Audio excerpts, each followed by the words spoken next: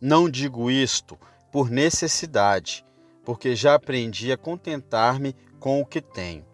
Filipenses capítulo 4, versículo 11. O apóstolo Paulo era um homem muito erudito, mas entre as suas várias aquisições de conhecimento, nenhuma teve maior importância que esta, a de ter aprendido a ser contente com o que tem.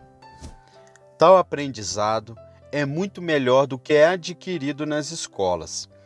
O aprendizado das escolas pode nos fazer olhar cuidadosamente de volta para o passado, mas também, frequentemente, aqueles que selecionam as relíquias do passado com entusiasmos são descuidados a respeito do presente e negligenciam os deveres práticos da vida diária. Seu aprendizado pode abrir as línguas mortas para aqueles que nunca tirarão algum benefício delas. Muito melhor o aprendizado do apóstolo. Era algo de utilidade, sempre presente e que é aproveitável da mesma maneira para todas as gerações, uma das mais raras, mas das mais desejáveis realizações. Põe o mais antigo polemista e o mais instruído de nossos homens de Cambridge num patamar mais baixo, comparado com este erudito apóstolo, pois este certamente é o mais alto grau em humanidades que um homem pode possivelmente obter, ter aprendido, seja em que estado estiver, a se contentar com o que tem. Vocês verão, ao mesmo tempo, em que leem o texto, não superficialmente, que o contentamento em todos os estados não é uma natural propensão do homem.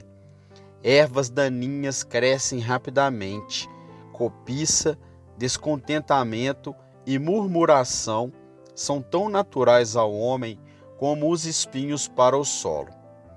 Vocês não têm necessidade alguma de semear cardos nem espinhos. Eles surgem naturalmente, porque são nativos à terra, sobre a qual persiste a maldição. Também, vocês não têm necessidade alguma de ensinar os homens a se queixarem. Eles se queixam rapidamente o suficiente, sem qualquer educação. Mas as preciosas coisas da terra precisam ser cultivadas. Se quisermos ter trigo, devemos arar e semear. Se quisermos flores, deve haver o jardim e o cuidado do jardineiro. Ora, o contentamento é uma das flores do céu, e se quisermos tê-lo, ele deve ser cultivado. Ele não crescerá em nós pela natureza. Somente a nova natureza pode produzi-lo. Mesmo assim, devemos ser especialmente cuidadosos e vigilantes para que mantenhamos e cultivemos a graça com a qual Deus nula semeou. Paulo disse: aprendi a me contentar com o que tenho, o que é o mesmo que dizer que ele não sabia como numa determinada época de sua vida. Isso lhe custou algumas dores para alcançar o ministério desta grande verdade. Sem dúvida, algumas vezes ele pensou que tivesse aprendido e falhou. Frequentemente também, como as crianças na escola. Ele foi censurado. Frequentemente ele achou que esta questão não era fácil de aprendizado, e quando finalmente ele o adquiriu, pôde dizer: eu aprendi, seja qual for o estado em que eu estiver, a estar contente com o que tenho. Ele era, então, um homem grisalho, à beira da morte, um pobre prisioneiro encarcerado em uma masmorra de Nero em Roma. Nós, meus irmãos, bem poderíamos estar dispostos a suportar as enfermidades de Paulo e compartilhar a fria masmorra com ele, se também pudéssemos de alguma forma atingir tal grau de contentamento. Não se permita qualquer de vocês a tola noção de que você pode se contentar sem o aprendizado, ou aprender sem disciplina. Não é um poder que possa ser exercido naturalmente, mas uma ciência que é adquirida gradualmente. As genuínas palavras do próximo texto podem sugerir isto, até se nós não tivermos aprendido pela experiência. Não precisamos ser ensinados a murmurar, mas devemos ser ensinados a aquecer com a vontade e o bom desejo do Senhor nosso Deus. Quando o apóstolo proferiu essas palavras, ele imediatamente fez um comentário sobre elas. Leia o versículo 12. Sei estar abatido e sei também ter abundância. Em toda maneira e em todas as coisas estou instruído, tanto a ter fartura como a ter fome, tanto a ter abundância como a padecer necessidade. Notem, por primeiro, que o apóstolo disse que sabia como estar abatido. Um maravilhoso conhecimento este. Quando todos os homens nos honram, então poderemos estar muito bem contentes com o que temos. Mas quando o dedo do escárnio é apontado para nós, quando nosso caráter é julgado como de má reputação e os homens nos vaiam às margens das ruas, requer muito conhecimento do Evangelho para sermos capazes de suportar isto com paciência e com satisfação. Quando estamos aumentando e crescendo em posição, em honra e em consideração humana, é fácil trabalhar para se contentar com o que se tem. Mas quando temos de dizer como João Batista, eu preciso diminuir, ou quando vemos algum outro servo alcançando nosso lugar, ou um outro homem obtendo a vitória que nós todos almejamos ter, não é fácil ainda permanecer e, se um sentimento invejoso gritar como Moisés, tomara que todos os servos do Senhor fossem profetas. Ouvir que um outro homem foi elogiado à custa de seu próprio sacrifício, achar suas próprias virtudes, feita como uma derrota para publicar a excelência superior de algum novo rival e então ser capaz de suportá-lo com alegria e gratidão e bem dizer a Deus, isto, digo, é estar além da natureza humana. Deve haver algo nobre no coração do homem que é capaz de renunciar a todas as suas honras, tanto quanto estar disposto a liquidá-las quando pode, tão satisfatoriamente submeter-se a Cristo para humilhar-se diante dele, enquanto o levanta e o coloca em um trono. E mesmo assim, meus irmãos, nós não aprendemos coisa alguma que o apóstolo aprendeu. Se nós não estivermos prontos do mesmo modo a glorificar a Cristo na vergonha, ignomínia ou reprovação, quanto na honra e na estima entre os homens, temos de estar prontos para desistir de tudo por Ele. Temos de estar dispostos a andar por baixo, para que o nome de Cristo possa subir e ser o mais conhecido e glorificado entre os homens. Sei estar abatido, disse o apóstolo. Esta segunda parte do conhecimento é igualmente valiosa. Sei ter abundância. Há uma grande quantidade de homens que sabem um pouco como ser abatido, mas não sabem de modo algum ter abundância. Quando eles são postos na cova com José, eles olham para cima e veem a promessa iluminada e a esperança por um escape. Mas quando são postos no topo do pináculo, suas mentes ficam perturbadas e eles estão prontos a cair. Quando eram pobres, eles costumavam batalhar contra isso, como um de nossos maiores poetas nacionais tem dito, ainda que muitas coisas impossíveis de pensar tenham sido trazidas à perfeição completa pela necessidade, a audácia da alma procede daquele lugar, da aspereza do juízo e da ativa diligência. Ela dá, ao mesmo tempo, prudência e fortaleza, e se tomadas na paciência, melhora nossas vidas. Mas observe os mesmos homens depois de o sucesso ter coroado suas lutas. Seus problemas acabaram, estão ricos e acrescidos de bens. E vocês não têm visto frequentemente como um homem que surgiu do nada para a riqueza se tornar orgulhoso de seus bens, vão e intolerante? Ninguém teria pensado que este homem alguma vez teria uma loja. Você não creia que ele, alguma vez, se acostumaria a vender 1 libra de velas, não é? Ele é tão grande aos seus próprios olhos que pensa que o sangue de todos os Césares corre em suas veias. Não conhece seus antigos companheiros. Agora passa pelo amigo familiar dos dias passados com um quase imperceptível acesso de reconhecimento. Este homem não sabe ter abundância, tornou-se orgulhoso, está exaltado além da medida. Tenha havido homens que cresceram em popularidade na igreja por um tempo, pregavam bem e fizeram um trabalho poderoso. Por causa disso, o povo os honrou, e com razão. Mas, então, eles se tornaram tiranos, desejaram autoridade, passaram a ter um olhar altivo para todas as demais pessoas, como se os outros homens fossem pequenos pigmeus e eles grandes gigantes. Sua conduta tornou-se intolerável e rapidamente foram retirados de seus lugares altos, porque não souberam ter abundância. Havia uma vez um pequeno pedaço de papel quadrado no púlpito de George Whitefield, na forma de uma nota, para este efeito.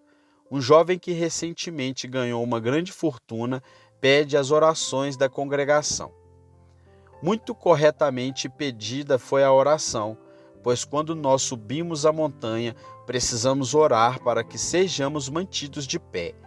Não há metade do temor de tropeçar em descer da montanha da fortuna.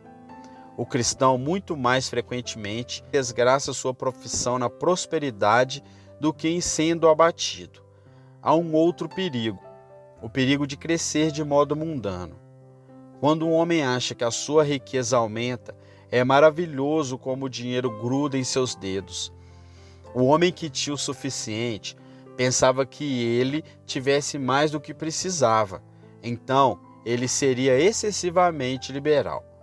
Com uma bolsa de um shelim, ele tinha um coração de um guinéu.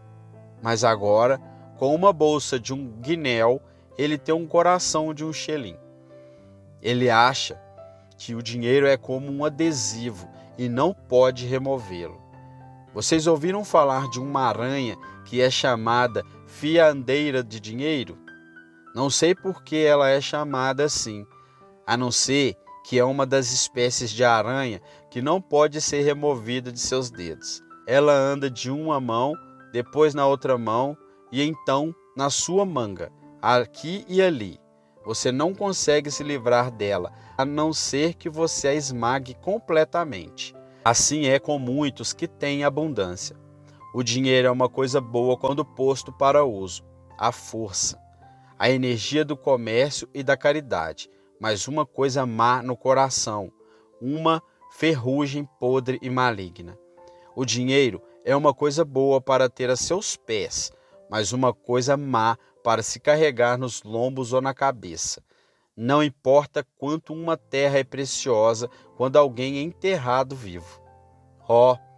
Quantos cristãos têm se assemelhado a pessoas enterradas vivas por terem sido destruídos pela sua riqueza? Quanta pobreza de alma e negligência das coisas espirituais têm sido provocadas através da genuína misericórdia e generosidade de Deus? Embora não fosse um assunto de necessidade, mesmo assim, o apóstolo Paulo nos diz que ele sabia ter abundância. Quando ele tinha muito, ele sabia usá-lo. Ele pediu a Deus que pudesse se manter humilde, para que quando ele tivesse uma vela completa, ele pudesse ter muito lastro, para quando sua xícara transbordasse, ele não se apressasse em gastá-la, que, neste tempo de fartura, ele pudesse estar pronto a dar àqueles que precisavam, e que, como um administrador fiel, ele pudesse pôr tudo o que tinha à disposição do seu Senhor. Este é um aprendizado divino. Sei estar abatido, sei ter com abundância. O apóstolo continua dizendo: em toda maneira e em todas as coisas estou instruído, tanto a ter fartura como a ter fome. É uma lição divina. Deixe-me dizer, saber ter fartura, pois os israelitas uma vez tiveram fartura, e enquanto a carne ainda estava em suas bocas, a ira de Deus veio sobre eles. Há muitos que pediram por misericórdia para se satisfazerem com o desejo do seu próprio coração, e está escrito: o povo se assentou-se a comer e a beber, depois levantaram-se a folgar. Fartura de pão tem frequentemente gerado fartura de sangue, e isto tem trazido devassidão de espírito. Quando os homens têm demasia da misericórdia de Deus, é estranho que devemos dizer isto, mas é a realidade. Quando os homens têm muito da providencial misericórdia de Deus, frequentemente acontece que passam a ter pouco da graça de Deus e uma pequena gratidão pela generosidade que têm recebido. Estão fartos e se esquecem de Deus. Satisfeitos com a terra, estão contentes em viver sem o céu. Fiquem certos, meus caros ouvintes, que é mais difícil saber ter fartura do que saber ter fome. Saber ter fome é uma lição dolorosa, mas saber ter fartura é uma lição ainda mais difícil. Como é desesperada a tendência da natureza humana ao orgulho e ao esquecimento de Deus. Tão rapidamente quanto tenhamos uma porção dobrada de maná, começamos a acumulá-la. Ela produz vermes e se torna mal cheirosa às narinas de Deus. Cuide para que, em suas orações, vocês peçam a Deus que os ensine a ter fartura. O apóstolo sabia ainda como experimentar os dois extremos da fartura e da fome. Que desafio é este? Ter um dia o caminho espalhado com a misericórdia e no dia seguinte achar o solo debaixo de você infrutífero, sem qualquer conforto. Eu posso prontamente imaginar o pobre contente em sua pobreza, pois ele foi criado nela. Ele é como um pássaro que nasce em uma gaiola e não sabe o que significa liberdade. Mas um homem que tenha tido muitos bens do mundo e que teve fartura, ser trazido para a penúria absoluta, é como um pássaro que uma vez voou às grandes alturas com suas asas, mas que agora está engaiolado. Estes pobres divertem-se, vezes algumas, vezes vêm nas lojas. Sempre parecem como se estivessem procurando e constantemente bicando os fios, batendo as asas e querem voar. Assim acontecerá com vocês, a menos que a graça o evite. Se você tiver sido rico e foi levado à pobreza, você achará difícil saber ter fome. Na verdade, meus irmãos, deve ser uma lição dolorida. Nós não queixamos algumas vezes dos pobres que eles murmuraram. Nós murmuraríamos muito mais do que eles, se a sua sorte caísse sobre nós. Sentar-se à mesa, quando não há coisa alguma para comer, e 5 ou 6 crianças gritando por pão, é o suficiente para quebrar o coração de um pai ou de uma mãe, quando seu marido é levado para a sepultura, olhar fixamente para a casa atacada de escuridão, apertar sua criança recém-nascida junto ao seu peito, considerar as outras com o coração enviuvado, lembrando que elas estão sem um pai para buscar sua sobrevivência.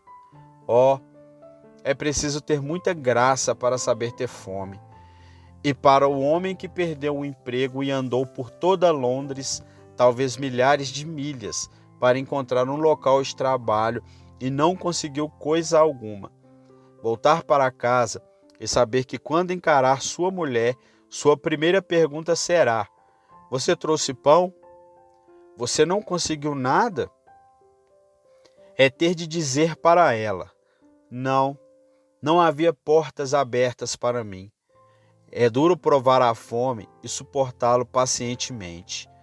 Eu tive de admirar e olhar com um tipo de reverência para alguns membros desta igreja, quando aconteceu de ouvir posteriormente a respeito de suas privações.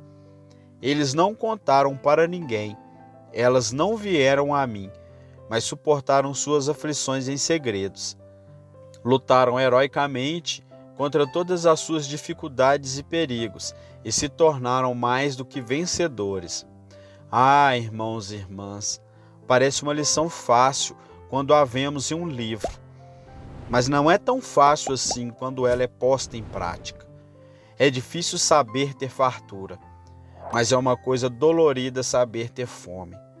Nosso apóstolo aprendeu ambas, tanto a ter abundância quanto a sofrer necessidade. Tendo então exposto o comentário do próprio apóstolo Paulo, que alargam as palavras do meu texto, deixe-me retornar para a passagem em si.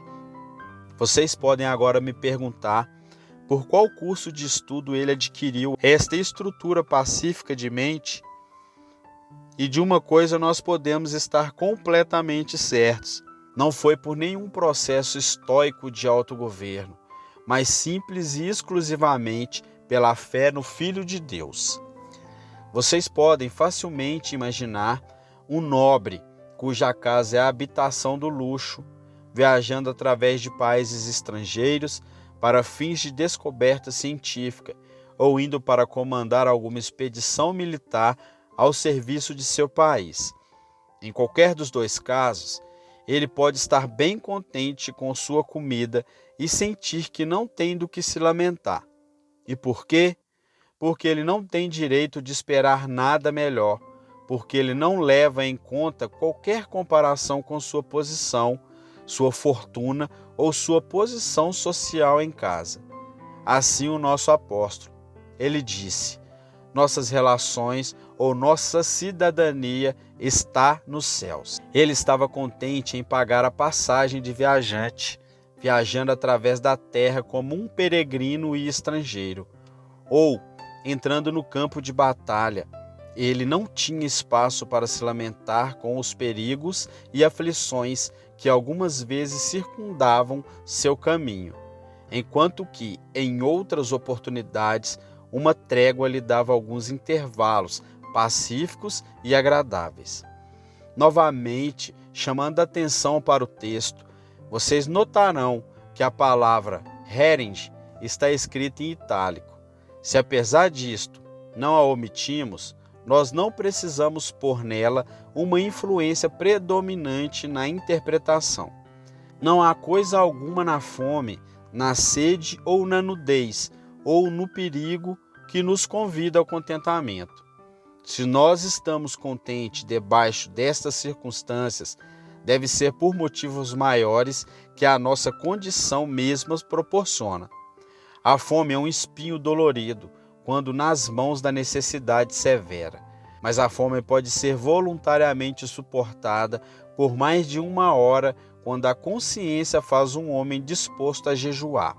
A reprovação pode ter uma presa amarga, mas pode ser corajosamente suportada, se eu estou animado por um sentimento de justiça da minha causa. Agora, Paulo está nos contando que todos os males que vieram sobre ele eram incidentes justos para o serviço do Senhor. Então, foi por amor que ele tinha ao nome de Jesus que as misérias da servidão ou a automortificação assentaram-se luminosamente em seus ombros e foram suportadas com satisfação pelo seu coração. Há ainda uma terceira razão porque Paulo estava contente com o que tinha. Eu a ilustrarei.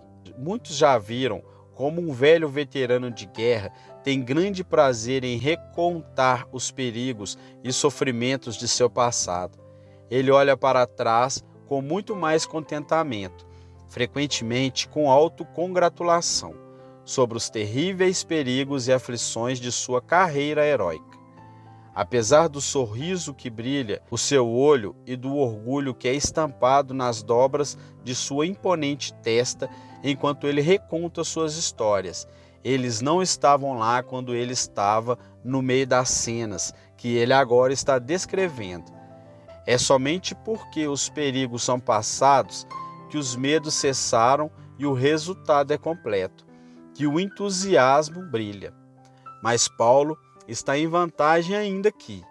Em todas estas coisas, disse ele, somos mais do que vencedores. Testemunho sua viagem para Roma.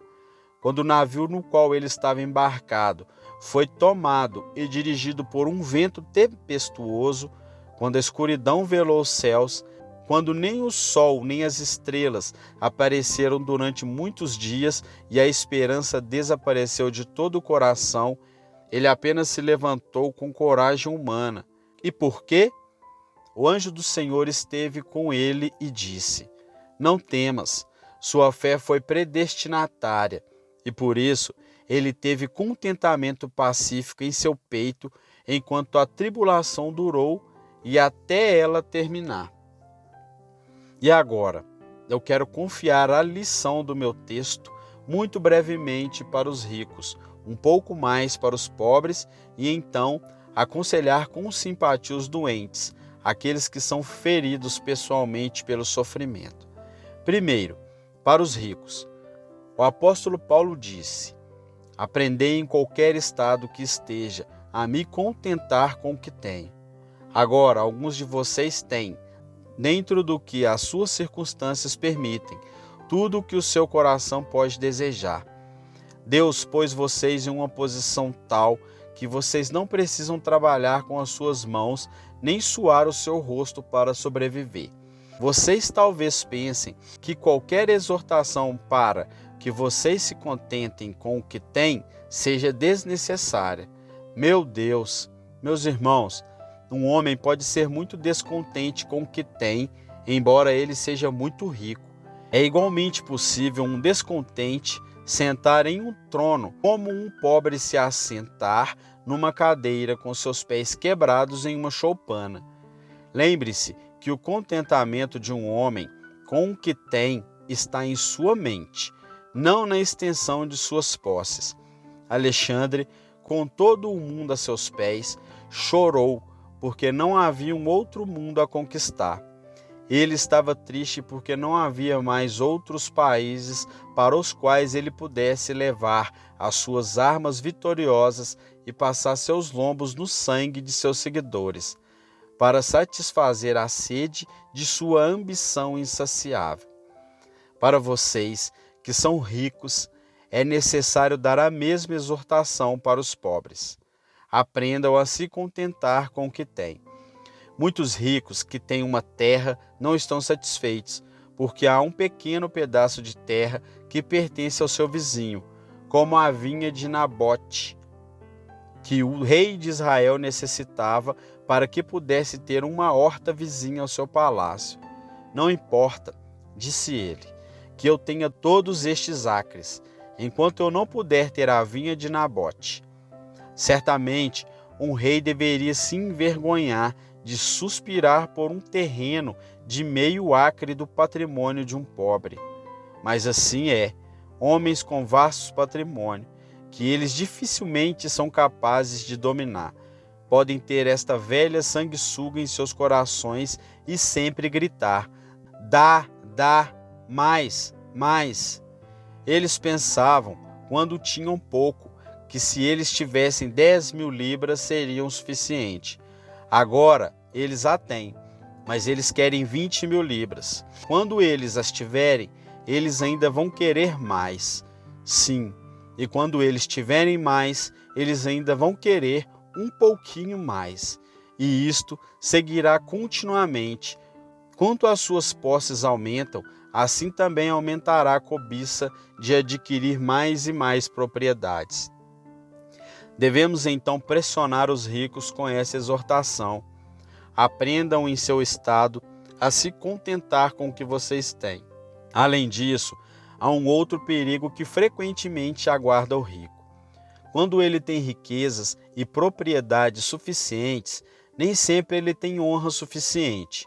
Se a rainha pudesse fazer justiça para com ele e para a paz do país, como glorioso este meu senhor se tornará. Feito isso, ele não se satisfará enquanto não se tornar um cavaleiro. E quando ele for um cavaleiro, ele não ficará contente enquanto não se tornar um barão. Mas o meu senhor nunca se satisfaria enquanto ele não fosse um conde, nem quando ele se tornasse um. Ele ficaria plenamente satisfeito, a não ser quando se tornasse um duque. Mas, então, ele não ficaria satisfeito enquanto não houvesse um reino para ele em algum lugar. Os homens não se satisfazem facilmente com honrarias. O mundo pode se colocar a seus pés, e então ele pedirá para que o mundo se levante e se abaixe novamente, e que o faça continuadamente, para sempre, pois a cobiça da honra é insaciável. Os homens podem ser honrados, e embora o rei Assuero tenha feito Ramã o primeiro no império, este considerou que isto era nada, enquanto Mardoqueu, no portão do palácio, não se dobrasse diante do seu senhor Ramã.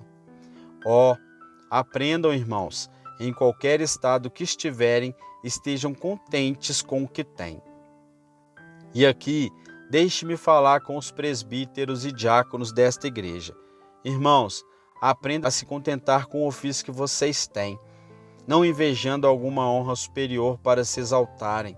Eu me viro para mim mesmo, para o ministério, para todos nós em nossas posições e ofícios na Igreja de Cristo. Devemos nos contentar com a honra, mas contentes para dá-la totalmente, sabendo que é apenas um sopro. Sejamos dispostos a ser servos para a Igreja e servi-la por nada, se necessário mesmo, sem a recompensa de seus agradecimentos, mas que possamos receber por fim a boa e correta sentença dos lábios do Senhor Jesus Cristo. Nós devemos aprender em qualquer estado que estejamos a nos contentar com o que temos. Com um pouco mais de extensão, eu tenho de aconselhar os pobres. Eu aprendi, disse o apóstolo, em qualquer estado em que esteja, a me contentar com o que tenho. A grande maioria desta congregação pertence a estes que trabalham duro e que talvez, sem qualquer reflexão indelicada, podem ser postos no catálogo dos pobres. Eles têm o suficiente, apenas o suficiente, e algumas vezes estão mesmo reduzidos à necessidade. Agora, lembre-se, meus queridos amigos, vocês são pobres. Há duas espécies de pobres no mundo. Há os pobres do Senhor e os pobres do diabo. Para os pobres do diabo, eles se tornaram empobrecidos por causa de sua preguiça, seu próprio vício, sua própria extravagância. Não tenho nada a dizer-lhes essa noite. Há uma outra classe, os pobres do Senhor. São pobres enquanto tentam provisões, pobres, mais trabalhadores, trabalhando para achar todas as coisas honestas aos olhos de todos os homens, mas ainda assim continuam por uma providência inescrutável, sendo contados com os pobres e necessitados. Vocês me perdoem, irmãos e irmãs, em exortá-los para que se contentem com o que têm. E por que deva eu pedir desculpas, já que não é senão parte do meu trabalho animá-los para tudo o que é puro e amável e de boa fama? Eu lhes imploro, em sua esfera humilde, que cultivem o contentamento com o que têm. Não sejam preguiçosos, busquem, se vocês puderem, por habilidade superior, perseverança constante e economia moderada, para subir desta sua posição. Não sejam extravagantes para viver inteiramente sem cuidado ou com descuido, pois aquele que não provê para a sua própria família com providência cuidadosa é pior que um gentil e um publicano. Mas, ao mesmo tempo, sejam contentes com o que têm e quando o Senhor lhe tiver colocado em melhor posição, esforce-se por adorná-la. Seja grato a Ele e bendiga o seu nome.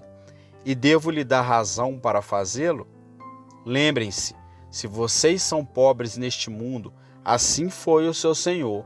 Um cristão é um crente que tem semelhança com Cristo, mas o cristão pobre tem em sua pobreza uma veia especial da semelhança com Cristo aberta para ele. Seu mestre vestiu um traje de camponês e falou a linguagem do camponês. Seus companheiros eram pescadores que trabalhavam arduamente.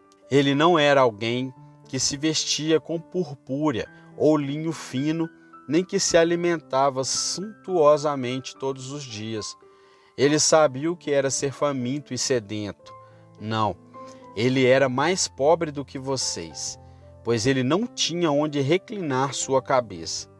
Deixe isto consolar você, porque deveria um discípulo estar acima de seu mestre ou um servo acima do seu senhor?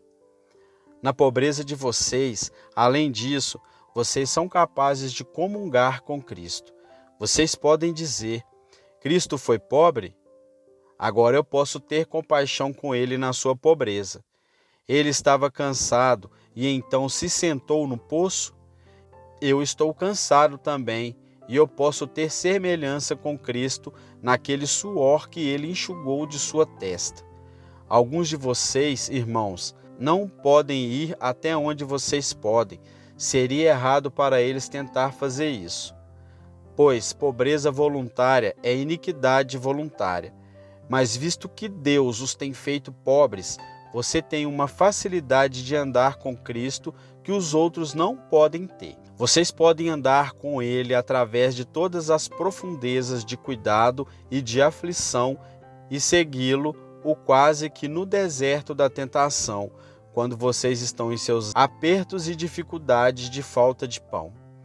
Que isso possa sempre satisfazer e confortar vocês, como também fazê-lo felizes em sua pobreza. Porque o Senhor e Mestre é capaz tanto de ter compaixão quanto de socorrer. Permita-me lembrá-los novamente que vocês devem se contentar com o que têm, porque de outro modo vocês desmentirão suas próprias orações. Vocês se ajoelham de manhã e dizem: seja feita a tua vontade. Suponha que vocês se levantem e desejem sua própria vontade e se rebelam contra a dispensação de seu Pai Celestial. Vocês não se fizeram hipócritas? A linguagem de sua oração está em desacordo com o sentimento de seu coração. Seja isso sempre suficiente para vocês pensarem que estão onde Deus lhes pôs. Vocês não ouviram a história do menino heróico a bordo do navio em chamas? Quando seu pai lhe disse para ficar em uma certa parte do navio, ele não se moveu até que seu pai lhe ordenou, mas se manteve no local, mesmo quando o navio estava pegando fogo. Embora avisado do perigo, ele manteve a sua posição até que seu pai lhe disse para se mover, e ele ficou ali. O navio afundou, mas ele pereceu em sua fidelidade. E uma criança seria mais fiel a um pai terreno do que nós ao nosso Pai que estás no céu? Ele ordenou todas as coisas para o nosso bem e pode ele se esquecer de nós? Creiamos que seja o que for que ele decida é o melhor. Escolhamos antes a sua vontade que a nossa própria. Se houvesse 2 lugares, um lugar de pobreza e o outro de riqueza e honra, se eu pudesse fazer minha escolha, seria um privilégio para mim dizer: contudo, não se faça a minha vontade, mas a tua. Uma outra reflexão se sugere por si mesma. Se vocês são pobres, vocês devem estar bem contentes com sua posição, porque, dependendo dela, é o melhor para você. Uma sabedoria inerrante lançou esta sua sorte. Se vocês fossem ricos, não teriam tanta graça quanto vocês têm agora. Talvez Deus soubesse que se Ele não os lhe fizesse pobres, jamais vocês obteriam o céu, e se Ele lhes mantiver como vocês estão, Ele poderá lhes conduzir para lá. Suponha que há um navio de grande tonelagem para ser trazido para um rio, e, em uma parte do rio, há um lugar raso. Alguém poderia perguntar: por que o capitão pilota através da parte profunda do canal? Sua resposta seria: porque eu não entraria no porto de forma alguma se eu não tomasse esse curso. Então, talvez vocês ficassem encalhados e sofressem a ruína do navio.